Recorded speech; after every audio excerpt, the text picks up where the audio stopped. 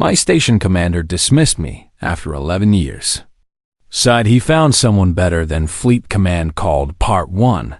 Kang Do-yoon walked through the gray corridors of Orbital Station HFY 7 like he had done every morning for 11 years. His boots made soft sounds on the metal floor. The lights above him flickered once, and he made a mental note to check the power relay in Section C later.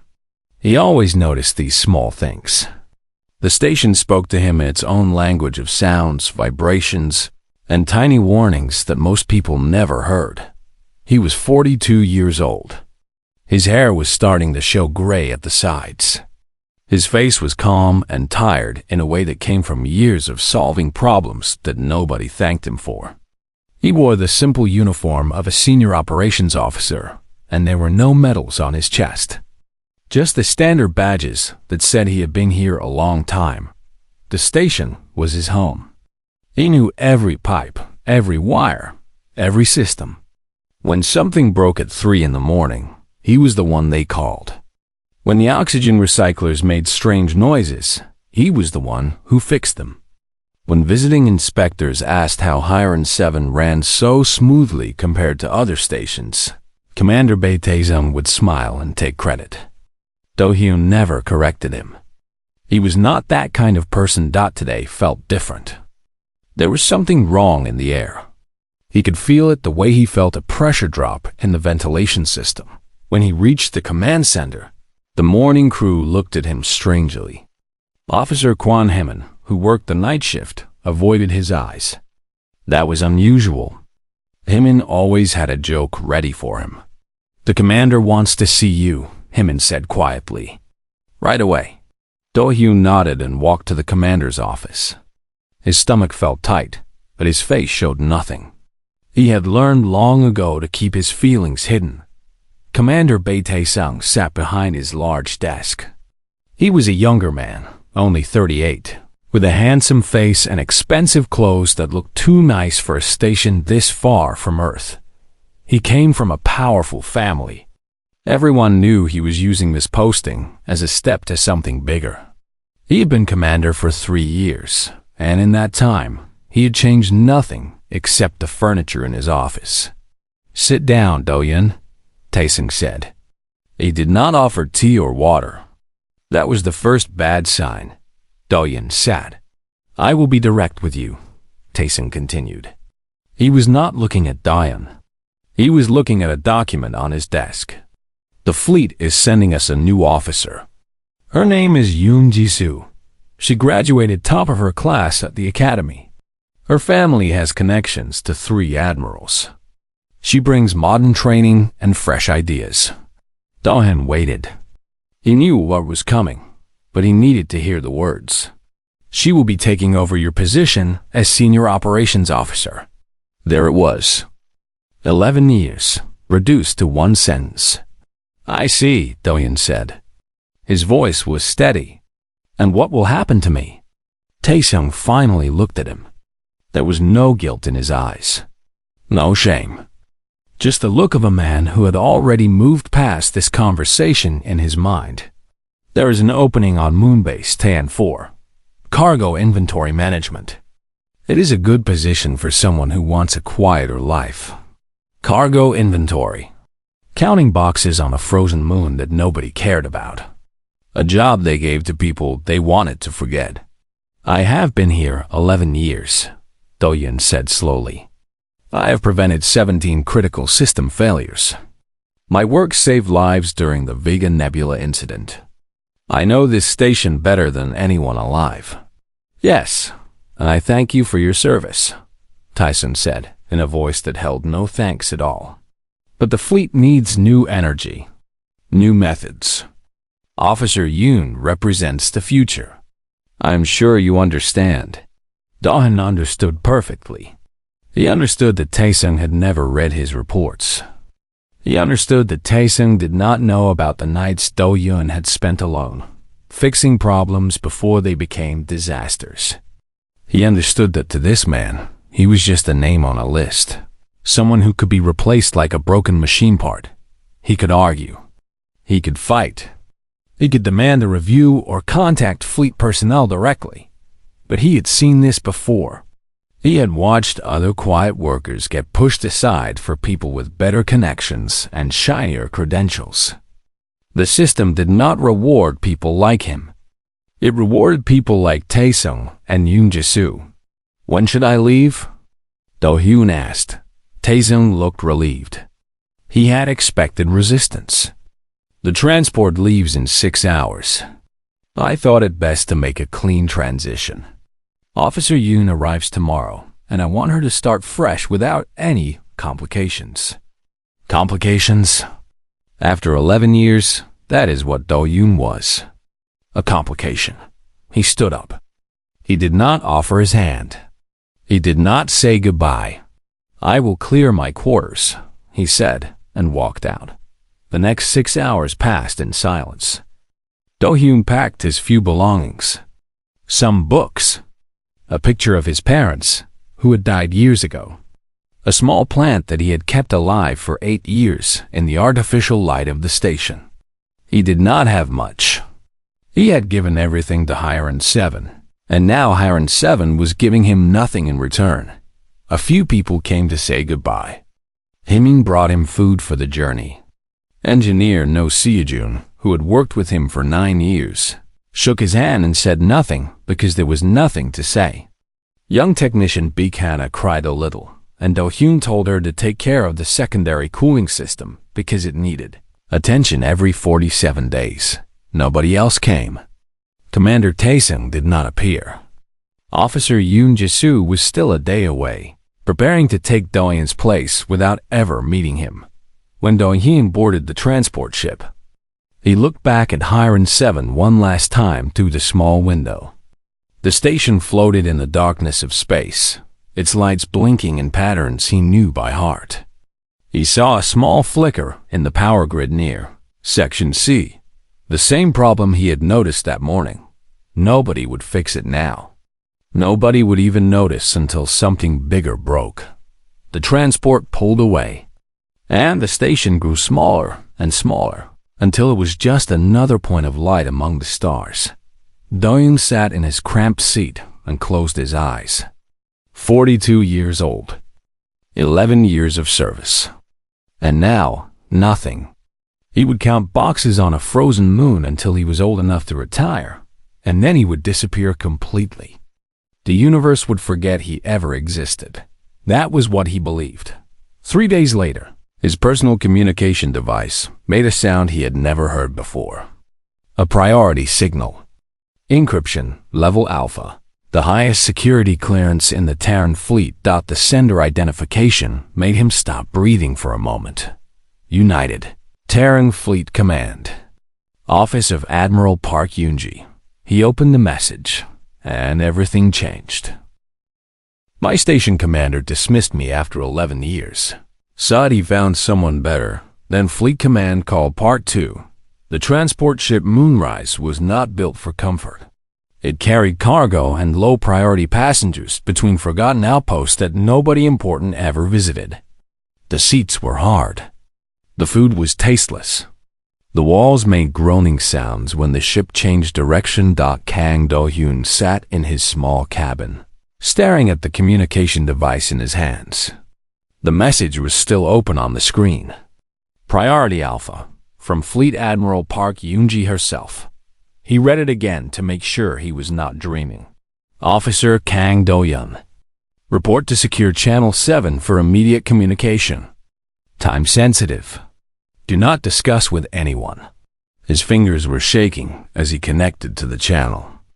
The screen flickered, and then a face appeared that he had only seen in news broadcasts and military documentaries. Admiral Park Yoon-ji was 63 years old, but her eyes were sharp and alive. Her gray hair was cut short in the military style. Her face had lines that came from years of difficult decisions. She wore the dark uniform of Fleet High Command, with medals covering half her chest. This was the woman who had held the defensive line at the Battle of Broken Reach, when 20 Terran ships faced 60 enemy vessels and somehow survived. She was a legend. and she was looking directly at him. "Kang Do-hyun," she said. Her voice was calm but strong. "I apologize for contacting you this way. I know you are in a difficult situation right now." Do-hyun did not know what to say. He had never spoken to anyone above the rank of commander in his entire career. "Admiral," he managed, "I am not sure why you are contacting me." "Because I have been watching you for 6 years," she said simply. "And because Commander Bae Taesung is an idiot who does not deserve the air he breathes." Do-hyun blinked. He had never heard an admiral speak this way. Admiral Park continued. "Let me tell you what I know about you, Do-hyun. During your time on Hiron 7, you prevented 17 critical system failures. You optimized fuel consumption across 3 sectors, saving the fleet approximately 40 million credits per year. Your crisis protocols during the Vega Nebula incident saved 412 lives. When the sensor array failed during the meteor storm of 2847, you rebuilt it using parts from broken equipment that should have been impossible to repair." She paused. Commander Bae's reports never mentioned any of this. They mentioned his leadership, his vision, his innovative management style. Your name appeared exactly twice in 6 years of reports, both times spelled incorrectly. Do-hyun felt something he had not felt in a long time. Someone saw him. Someone noticed. "I had to dig through maintenance logs, supply records, and incident reports to find you," Admiral Park said. "I had to interview crew members who had transferred from Hiron 7. Do you know what they all said about you?" He shook his head. "They said you were the reason that station worked. They said you were the best operations officer they had ever seen. They said they did not understand why you were still sitting on a border station instead of commanding a fleet vessel." Do-hyun felt his throat tighten. "I was never good at politics, Admiral. I just did my work." "I know. That is exactly why I want you." She leaned forward, and her eyes became more intense. "I am putting together a mission, Do-hyun. The first expeditionary fleet is going into the Outer Veil. We are going to establish the first permanent human presence in a region of space that has been controlled by the Helix Consortium for 300 years. If we succeed, humanity becomes a true interstellar power. If we fail, we lose everything we have built." The Outer Veil. Do-hyun had heard stories about that place. Gravitational anomalies that could crush a ship. Censored dead zones where entire fleets had disappeared. Alien territories that humans were forbidden to enter. "I need a chief operations strategist," Admiral Park continued. "Someone who can keep a fleet running in impossible conditions. Someone who thinks 3 steps ahead. Someone who notices the small problems before they become big disasters. I have reviewed 400 candidates, and none of them come close to you." Do-hyun was silent for a long moment. This was everything he had ever wanted. Recognition, purpose, a chance to do something that mattered. But he was afraid. He had been invisible for so long. What if he failed when people were actually watching? "Admiral," he said slowly, "I have spent 11 years on a station that most people have never heard of. I have never served on a fleet vessel. I have never served on a fleet vessel. I have never been in real combat. I'm not sure I am the person you are looking for." Admiral Park smiled. It was a small smile, but it was warm. "Do-hyun, I have met 1,000 officers who were sure they were the best. Most of them were mediocre at best and dangerous at worst. You are the first person I have met in years who has genuine ability and no idea how valuable you are." She paused. "I do not need someone who wants glory. I need someone who knows how to keep people alive. Can you do that?" Do-hyun thought about the 400 people who had survived the Vega Nebula incident because he had noticed a cooling system problem 12 hours before it became critical. He thought about the young technicians he had trained, The systems he had saved, the disasters he had prevented without anyone ever knowing. "Yes," he said. "I can do that." "Good. Change your transport destination. Report to Earth Station Prime in 4 days. The TSS Resolve will be waiting for you." The communication ended. Do-hyun sat in the silence of his tiny cabin, feeling like the universe had just shifted around him. Far away, on orbital station Hiren 7. Things were not going well. Officer Yoon Ji-soo had arrived full of confidence and modern theories. She had graduated at the top of her class. She had memorized all the newest management techniques.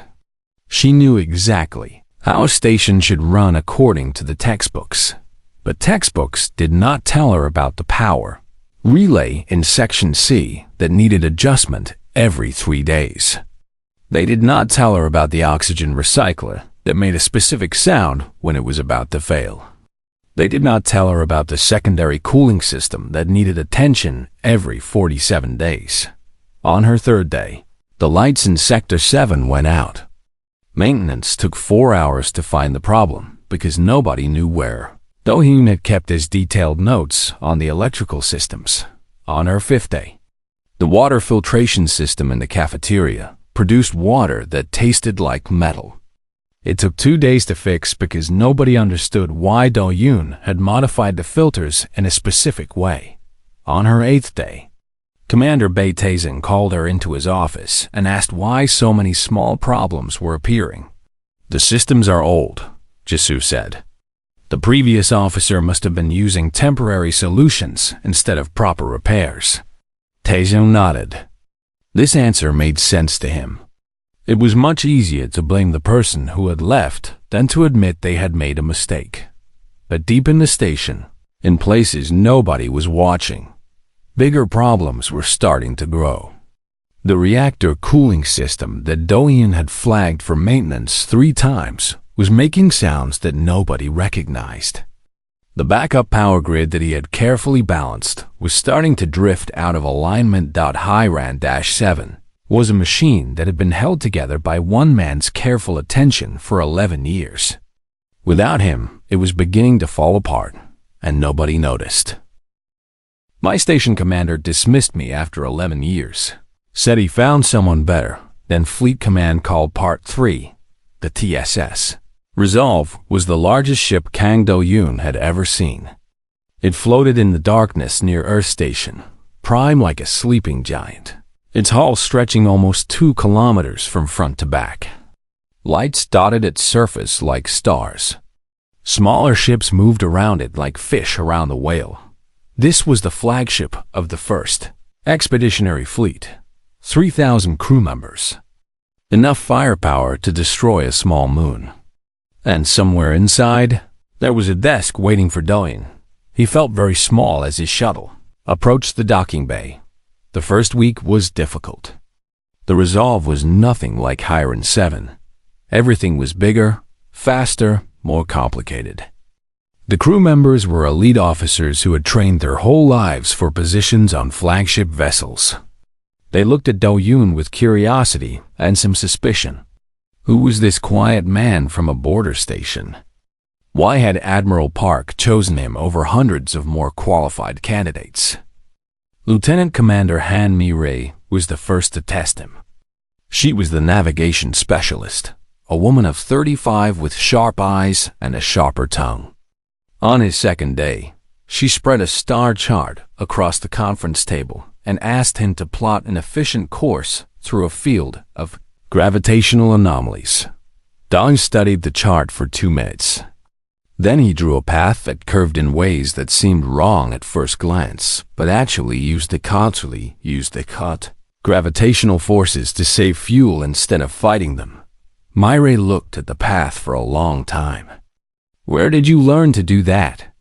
"Hiren 7 was near a binary star system," Do-hyun said. "We had to adjust our supply routes constantly. I had 11 years to practice." She did not smile, but something changed in her eyes. She nodded once and walked away. He had passed her test. Chief Engineer Cho Sun-woo was harder to impress. He was a big man with gray hair and hands that had been burned by engine fires more than once. He had served on warships for 30 years, and he did not trust anyone who had never felt a ship shake from enemy weapons. "Operations strategists," he said to Do-yoon on the third day. "You sit in comfortable chairs and make plans. You have never been in the engine room when the reactor is screaming and the hull is breaking. What can you possibly know about keeping a ship alive?" Do-hyun did not argue. He simply asked if he could see the engine room. For the next 4 hours, he walked through the Resolve's power systems with Sunwoo. He asked questions about pressure tolerances, fuel mixture ratios, and emergency shutdown procedures. He noticed a small vibration in one of the secondary generators and suggested an adjustment that Sunwoo had never considered done at the end of the tour. Sunwoo was quiet. "You are not what I expected," he finally said. "I know," Do-yoon replied. "Nobody expects much from a cargo inventory officer." Sunwoo actually laughed at that. It was a rough sound, but it was real. The youngest member of the team was Ensign Lim Yuna, a communications officer who was only 24 years old. She reminded Do-hyun of himself at that age, eager to prove herself, but unsure of her place among experienced officers. "Strategist Kang," she said one morning, "how did you end up here? The Admiral herself chose you." "That almost never happens." Do-hyun thought about the question. "I did my job well for 11 years, he said. Then the right person finally noticed. Yuna looked at him with wide eyes. "That is a long time to wait." "It is," Do-hyun agreed. "But sometimes waiting is all you can do." The important thing is to be ready when your chance comes. 2 weeks into the mission, Do-hyun found his chance. The first expeditionary fleet was 3 days from the outer veil when he noticed something wrong in the supply calculations. He was reviewing fuel consumption reports late at night, a habit from his station days. When the numbers stopped making sense, someone at logistics headquarters had miscalculated the density, variance of a new fuel compound. The error was small, just a few decimal points. But over the distance they were traveling, those small errors added up to something terrible. At current consumption rates, the fleet would run out of fuel 3 days before reaching the first resupply point in the outer veil. Do-hyun checked his calculations 5 times. Then he checked them again. The math was clear. If nothing changed, 40 ships and 30,000 people would be stranded in the most dangerous region of space known to humanity. He went to Admiral Park immediately. She listened without interrupting. When he finished explaining, she asked only one question. "Do you have a solution?" "Yes, Admiral. A modified burn pattern." He showed her the calculations on his tablet. "If we cycle the engines in a specific sequence, we can reduce consumption by 12% with only minor speed reduction. It is unconventional, but it will work." Admiral Park studied the numbers. Then she looked at Do-hyun. "This is a 40-ship fleet. If you are wrong, we die in the outer veil." "I understand, Admiral, but I am not wrong." She held his gaze for a long moment. Then she nodded. "Issue the orders." The fleet adjusted. Ships changed their engine patterns according to Do-hyun's calculations. Some captains complained about the unusual procedures, but they followed orders. 3 weeks later, they reached the first resupply point with fuel to spare. The crisis had been averted before most crew members even knew it existed. That night, Chief Engineer Sunwoo found Do-hyun alone in the mess hall. He was eating a simple meal and reviewing reports for the next day. Sunwoo sat down across from him and placed a cup of hot coffee on the table. Real coffee, not the synthetic kind that most officers drank. "I heard what you did," Sunwoo said. "Headquarters almost killed us all with their mistake, and you caught it. You saved 30,000 lives, and you did not even ask for recognition." "It is my job," Diane said. Recognition does not matter if people die. Sungwoo nodded slowly. I was wrong about you, strategist Kang. You belong on this ship. He stood up and walked away. No more words were needed. Far away, Orbital Station Hiron 7 was experiencing its first major disaster.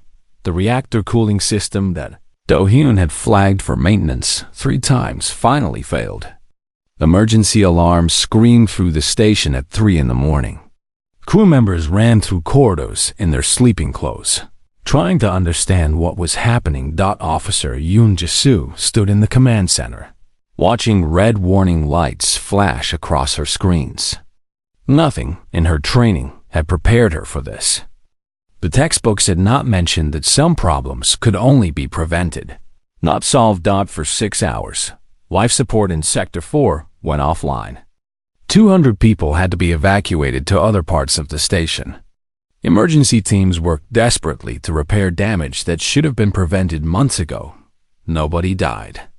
But it was very close. When the crisis was over, Commander Bae Taesung demanded answers. Jisoo told him the truth. The cooling system had been failing for months. There were maintenance requests in the old records, signed by the previous operations officer, that had never been approved. Taesung looked at the requests. They were signed Kang Do-hyun, the same man he had sent to count boxes on a frozen moon. He deleted the records from his personal files and told Jisoo to blame the aging infrastructure in her report, but some truths cannot be hidden forever. My station commander dismissed me after 11 years, said he found someone better. Then Fleet Command called Part 4. The outer veil was nothing like the rest of space. From the observation deck of the TSS Resolve, Kang Do-hyun watched swirling clouds of purple and gold gas drift between invisible currents of gravity. Stars appeared and disappeared behind curtains of cosmic dust.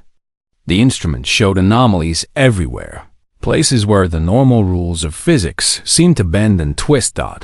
This was the region that had swallowed human exploration ships for 3 centuries.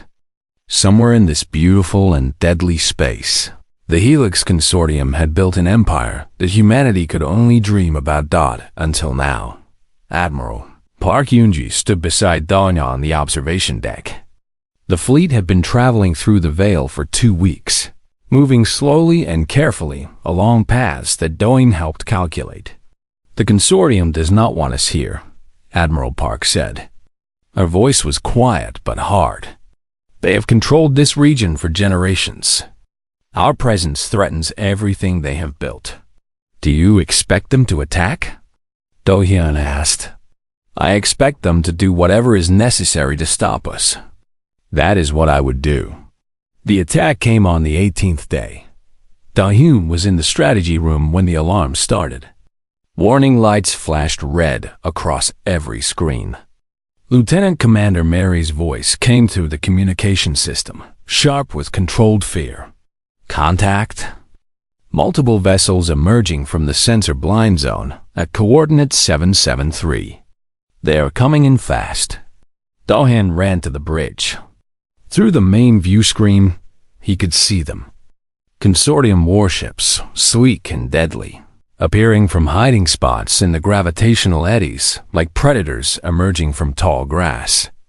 They were faster than any human ship, designed specifically for this terrain.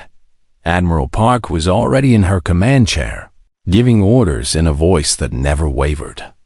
All ships, defensive formation. Return fire on my mark. The first volley came before the formation was complete. 3 escort ships on the fleet's left side were hit by weapons that burned through their shields like paper. Explosions bloomed in the darkness, silent and terrible. Chaos erupted on the bridge. Officers shouted reports and damage assessments. The Resolve shook as enemy fire struck its shields. On the tactical display, Do-hyun watched human ships trying to fight back against an enemy they could not see properly. The consortium ships were using the gravitational eddies to mask their movements. They would appear, fire, and disappear before the human weapons could find them. It was like fighting ghosts. "We cannot hit them," the weapons officer reported. "Our targeting systems cannot track through the anomalies." Admiral Park's face was stone. Options? Nobody spoke. The tactical officers looked at their screens with desperation. More ships were taking damage. The fleet was being torn apart piece by piece. Do-hyun stared at the tactical display. His mind was racing through every piece of information he had studied about the outer veil. The gravitational patterns. The sensor readings. The way the eddies moved and changed dot, and then he saw it. "Admiral," he said. His voice was calm in a way that surprised even himself. "I have a solution." Every eye on the bridge turned to him. "The consortium ships are using the gravitational eddies to hide," he explained quickly. "But those eddies follow patterns. They are not random. I have been studying them since we entered the veil." He moved to the tactical display and began drawing with his finger. "If we use the Resolve's mass to create a gravitational ripple here, we can briefly disrupt the eddies in this entire sector. For approximately 40 seconds, the enemy positions will be exposed." Admiral Park studied the diagram. "What are the risks?" "If my calculations are wrong, the ripple effect could destabilize our own position. The Resolve could be damaged or destroyed." The bridge was silent. Another explosion shook the ship as a nearby cruiser took heavy damage. Admiral Park looked at Do-hyun. "You have never been wrong before, Strategist Kang." "No, Admiral. I have not." "Then do it." Do-hyun turned to the helm officer. "Bring us to coordinates 842. Increase engine output to 140% for exactly 7 seconds, then cut to 0. The helm officer looked at the Admiral for confirmation. She nodded. The Resolve moved. Every person on the bridge held their breath as the massive ship pushed through the unstable space. Do-hyun watched his calculations play out in real time, checking every variable against what he had predicted. "Now," he said, "cut engines." The Resolve stopped, and for a moment, nothing happened. Then the gravitational eddies around the fleet began to change. They rippled outward from the Resolve's position like waves in water. The swirling gas clouds that had hidden the enemy ships suddenly parted, revealing the consortium fleet in clear space. "Fire!" Admiral Park commanded. Every human ship opened fire at once. The consortium vessels, caught in the open for the first time, took massive damage. 3 of their ships exploded immediately. Others tried to retreat, but human weapons found them before they could escape into the cover of the eddies. The battle lasted 12 more minutes. When it was over, the consortium fleet was gone. Some had been destroyed. Others had fled into the deeper regions of the veil. The human fleet had survived. But the cost was heavy. Do-hyun stood on the bridge as the damage reports came in. 2 ships destroyed completely. 5 more with critical damage. 187 crew members dead. Names and faces that would never return home. Admiral Park walked over to him. Her uniform was wrinkled, her face tired. But there was respect in her eyes. "You saved the fleet today, Do-hyun. We would all be dead without your calculations." He shook his head slowly. "We still lost people. I should have seen the attack coming. I should have prepared better. You cannot predict everything. War is chaos. The best we can do is respond better than our enemies." She put a hand on his shoulder briefly, then walked away to coordinate the recovery efforts. That night, Do-hyun did not sleep.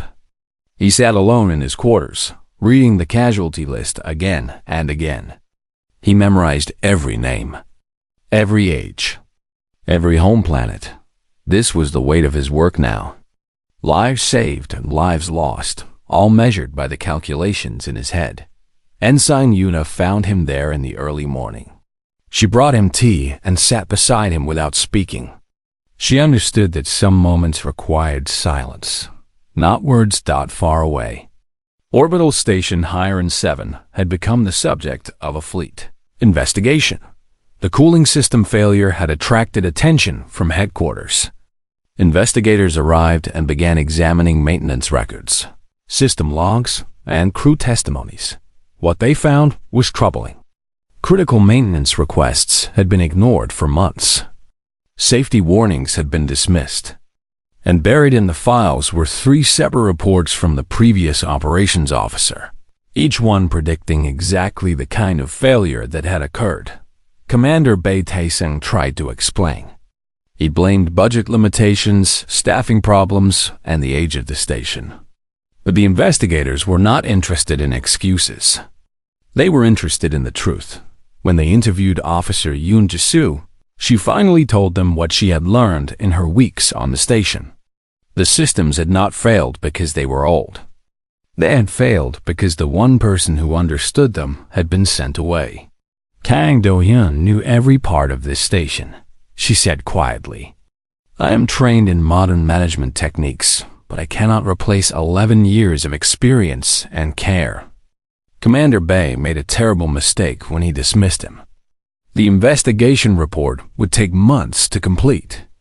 But the conclusions were already clear. In the Outer Veil, the first expeditionary fleet continued its mission. They had won a battle, but the war for humanity's future was just beginning. And Kang Do-hyun, the quiet man who had spent 11 years being invisible, was now at the center of everything. My station commander dismissed me after 11 years. Said he found someone better. Then Fleet Command called Part 5-6. Months had passed since the battle in the Outer Veil. The first expeditionary fleet had done what no human force had ever accomplished. They had established Forward Station Dawn, the first permanent human outpost in consortium territory. Supply lines were being built. Diplomatic channels were opening.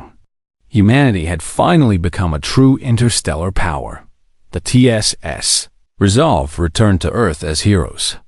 Kang Do-hyun stood in the Great Hall of Fleet Headquarters, wearing a formal uniform that still felt strange on his body. The room was filled with admirals, politicians, journalists, and military officials. Cameras floated through the air, recording everything. This was the kind of event he had watched on news broadcasts his entire life, never imagining he would be at the center of one. Admiral Park Yoon-ji stood at the podium, her voice carrying across the silent room. "Today, we honor the crew of the first expeditionary fleet for their extraordinary service to humanity. They faced impossible odds, unknown dangers, and an enemy that had defeated every previous human attempt to enter the Outer Veil. They succeeded because of courage, skill, and the dedication of every person who served."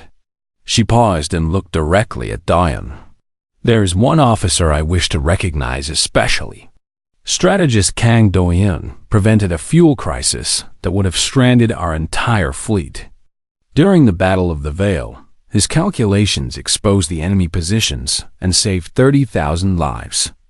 In every moment of crisis, he was the steady hand that kept our mission on course." Do-hyun felt his face grow warm as every eye in the room turned to him. "For these actions and his exemplary service, I am proud to announce that Strategist Kang Do-hyun is hereby promoted to Fleet Operations Commander, one of the highest non-combat ranks in the Terran Navy." The room erupted in applause. Do-hyun walked to the podium to receive his new insignia. Admiral Park pinned it to his uniform with hands that were surprisingly gentle for a warrior of her reputation. "You earned this," she said quietly, so only he could hear. Every moment of it. When it was his turn to speak, Do-hyun looked out at the crowd. He thought about the journey that had brought him here. The 11 years of quiet service. The dismissal that had felt like the end of everything. The call that had changed his life. His speech was brief. "I want to thank Admiral Park for giving me an opportunity I never expected. I want to thank my colleagues on the Resolve who trusted me when they had no reason to. And I want to honor the 187 crew members who gave their lives in the Outer Veil. Their names are written in my heart." and I will carry them with me always." He stepped back from the podium. The applause continued, but he barely heard it. After the ceremony, there was a reception with food and drinks and politicians who wanted to shake his hand. Do-hyun moved through it like a man in a dream. He was not comfortable with attention, even now. Perhaps he never would be. He was standing near a window, looking out at the lights of Earth's orbital stations, when a familiar voice spoke behind him. "Commander Kang, it has been a long time." Do-hyun turned, and there, standing in a simple civilian suit with no medals and no rank insignia, was Bae Ta-sung. The man who had dismissed him looked older than Do-hyun remembered. His face was thinner. His eyes were tired. He was no longer the confident commander who had sat behind a fancy desk and told Do-hyun that he was a complication. "Tae-sung," Do-hyun said. He did not use any title because there was no title to use anymore. "I heard about the investigation." Tae-sung's jaw tightened. "I was stripped of my command. They gave me a desk job processing cargo manifests at a supply depot on Mars. The same job he had tried to give Do-hyun. The universe had a sense of justice after all. "I came here to explain," Tae-sung said quickly. "You have to understand the pressure I was under. Headquarters was demanding better performance numbers. Officer Yoon's family had connections. I thought bringing in new blood would help my career. I never meant to." "Stop," Do-hyun said. His voice was not angry. It was simply tired. "I do not need your explanations, Tae-sung. I spent 11 years on that station. I gave everything I had to keep it running. And you never noticed. Not once." Tae-sung opened his mouth to respond, but Do-hyun continued. "You never read my reports. You never asked how I kept the systems working. You never visited the engine rooms or the maintenance shafts or any of the places where the real work happened. You sat in your office and took credit for things you did not understand." He stepped closer to Tae-sung, and for the first time, the former commander looked afraid. "You did not fire me because you found someone better. You fired me because you never knew what you had. That is your failure, not mine." Tae-sung's face went pale. He seemed to shrink inside his civilian clothes. "I am sorry," he said weakly. "I know it does not change anything, but I am sorry." Do-hyun looked at the man he had served under for 3 years. He felt no satisfaction in this moment. No joy at seeing his enemy brought low. Just a quiet sadness for all the wasted time. "Go home, Tae-sung," he said. "Learn from your mistakes. Maybe you will become a better person." He turned and walked away. There was nothing more to say. Later that evening, Lieutenant Commander Han Mi-rae found Do-hyun on the observation deck of Fleet Headquarters. She had been promoted as well and was now preparing for her own command. "I saw Tae-sung leave," she said. "He looked like a man who had just lost everything." "He did," Do-hyun replied. "But he lost it a long time ago. He just did not know it until now." Mi-rae stood beside him, looking out at the stars. They had become friends during the months in the Outer Veil. Two people who understood the weight of quiet competence. "Do you ever regret leaving Hyron 7? She asked. Do-hyun considered the question carefully. "That station was my life for 11 years. I know every pipe, every wire, every system. Part of me will always miss it." He paused. "But I was invisible there. I spent my days fixing problems that nobody knew existed, preventing disasters that nobody would ever thank me for. It was important work, but it was lonely work." He turned to face her. "Here, I am not just keeping things running. I am building something that lasts. I am part of a team that trusts me. I am making decisions that matter.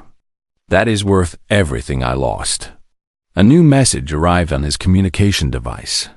The consortium was pushing back against humanity's presence in the Outer Veil. New missions were being planned. The work was far from over. Do-hyun read the briefing quickly. His mind was already analyzing supply routes, personnel requirements, and potential problems. This was what he was meant to do. Another crisis? Myray asked. Always, he replied with a small smile. But that is why they need us. He straightened his new uniform and headed toward the briefing room. Myray walked beside him, and together they entered the next chapter of their lives. Behind them, through the observation deck windows, the stars of the outer veil glittered in the distance. Humanity had taken its first steps into that dangerous space, and there was no turning back. At the center of that great effort was a quiet man who had spent 11 years being overlooked. A man who fixed problems before they became disasters. A man who noticed the small things that others missed. Kang Do-yoon had waited a long time for someone to see his worth. But now that they had seen it, he would make sure they never forgot.